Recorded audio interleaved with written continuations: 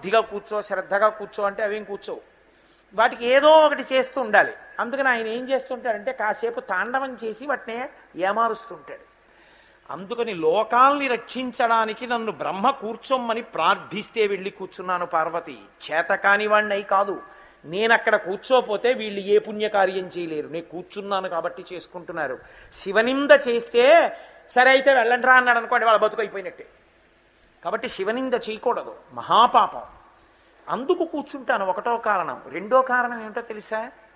బ్రతికున్నంత కాలం ఇలా చూపించి దీనికి సంబంధించిన విభూతి ఏదో ఒకటి చెప్పి నా అంతవాణ్ణి నేనంటాడు. నేను పొడుగ్గా ఉన్నాను, నేను తెల్లగా ఉన్నాను, నా జుత్తు నల్లగా ఉంది, నేను ఈ కులం, నేను ఈ పండితుణ్ణి, ఏదో చెప్తాడు. ఒక్కసారి ఊపిరి పైకొచ్చేశాక దాన్ని తాటికేసి కట్టి తీసుకొస్తాడు. తీసుకొచ్చేసిన తర్వాత దాన్ని కాలుస్తుంటారు. అప్పుడు వాడు అందులోంచి బయటకు వచ్చి చూసుకుంటూ ఉంటాడు. అప్పుడు నేను పండితుడిని, నేను తెల్లగా ఉంటాను, నేను పొడుగ్గా ఉంటాను, నా జుత్తు నల్లగా ఉంటుంది, నాకు శ్లోకాలు వచ్చు, వ్యాఖ్యానాలు వచ్చు, నేను అధికారిని, నేను డబ్బున్నవాణ్ణి, ఇవేం లేవు. ఇంతమంది ఇన్ని చెప్పి నేను ఇది నేనది వాడికన్నా ఇంత గొప్పవాణ్ణి అన్న వాళ్ళందరూ అక్కడొక్క చోట సమానంగా నిలబడతారు పార్వతి. అప్పుడు చూడాలి తమాషా. అది చూడ్డానికి నించుంటాను. మూడో కారణం ఏమిటో తెలుసా? బతికి ఉన్నన్నాళ్ళు నా వాళ్ళని అందరితో గడిపారు.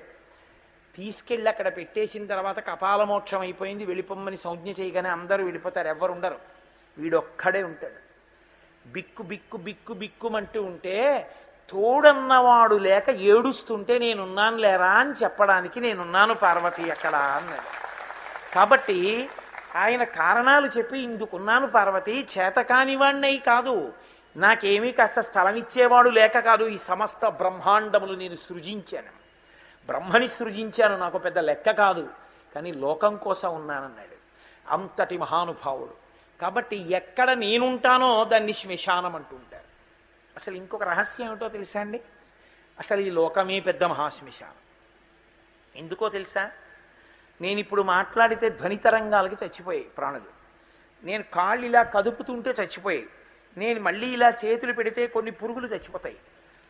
నా నోట్లోకి వెళ్ళి కొన్ని చచ్చిపోతాయి. మీ అందరూ కూర్చున్నప్పుడు మీ కింద కూర్చుని ఎన్నో చచ్చిపోయాయి. చచ్చిపోయిన ప్రాణులన్నీ బ్రహ్మాండంలో కలిసిపోయే ప్రదేశం శ్మశానం అయితే అన్ని చోట్ల ఇన్ని ప్రాణులు చచ్చిపోయి బ్రహ్మాండంలో కలిసిపోతున్నది శ్మశానం కాకుండా ఎందుకుంది?